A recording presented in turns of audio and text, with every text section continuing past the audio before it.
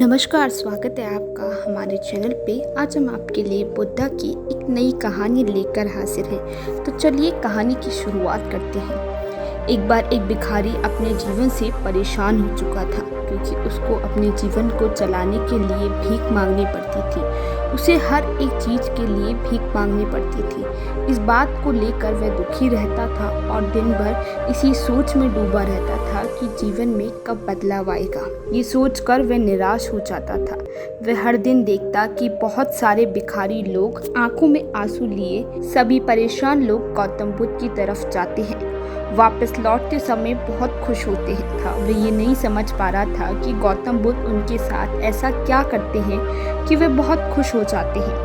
ना तो लौटते हुए उनके हाथ में पैसा होता है, ना ही सोना चांदी। फिर ऐसा क्या होता है कि बुद्ध के पास से लौटते समय वे खुश हो जाते हैं। ये सब सोचकर वह भिखारी भी निर्णय लेता है कि वह भी बुद्ध के पास जाएगा। वहाँ ऐसा क्या होता है कि दुखी लोग वहाँ जाकर खुश हो जाते हैं। वह बुद्ध से मिलने के लिए वहाँ से निकल जाता है। जहाँ बुद्ध मौजूद होते हैं वहाँ पर बहुत लंबी लाइन लगी होती है। लाइन में लगकर अपनी बारी का इंतजार करने लगता है। देखते ही देखते उसकी बारी आ जाती है। महात्मा बुद्ध से कहता है कि मेरे पास कुछ नहीं है, मैं बहुत गरीब हूँ, मेरे पास कुछ भी नहीं है। जीवन जीने के लिए मुझे दूसरों से भीख मांगनी पड़ती है। आप बताइए, मैं अपने जीवन को कैसे बेहतर बना सकता हूँ। ये सब सुनकर गौतम बुद्ध ने कहा, तुम गरीब नहीं हो, क्योंकि तुमने आज तक किसी की मदद नहीं की। ये सुनकर भिखारी के मन में एक इच्छा जागी।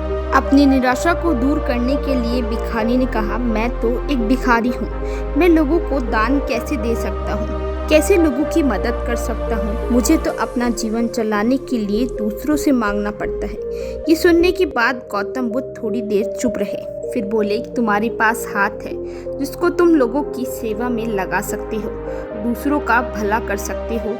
इसके अलावा तुम्हारे पास मुंह है जिससे तुम लोगों को अच्छी बातें बता सकते हो और दूसरों का हौसला बढ़ा सकते हो। ये सब करके भी तुम दूसरों की सहायता कर सकते हो। जरूरी नहीं कि दान सिर्फ पैसों का किया जाए, हम शिक्षा का भी दान कर सकते हैं, चाहे तो अन्न का भी दान कर सकते हैं। ऊपर वाले ने किसी को अच्छा शरीर दिया है तो वह गरीब नहीं है, बस उसका दिमाग गरीब है। उसे इस विचार से हटकर लोगों की सेवा में लग जाना चाहिए। बुद्ध की बात सुनकर वह भिखारी बहुत ज़्यादा खुश हो गया और उसका मन संतुष्ट हो गया। उसने बुद्ध के सामने ये निर्णय लिया कि से भीख मांगना छोड़ देगा और कुछ ना कुछ अच्छा काम करेगा। दोस्तों, हमें इस बात की चिंता में समय बर्बाद नहीं करना चाहिए कि हम भिखारी हैं।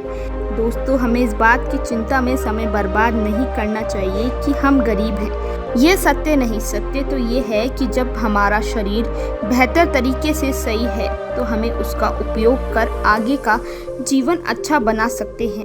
अगर कोई व्यक्ति अपनी गरीबी पर ध्यान दे तो उसे बदलने की कोशिश ना करे तो वह मूर्ख है। इस कहानी से ये शिक्षा मिलती है, शिक्षा, भोजन, इन सब से भी दान किया जा सकता है। इन दोनों का समाज में बहुत महत्व है।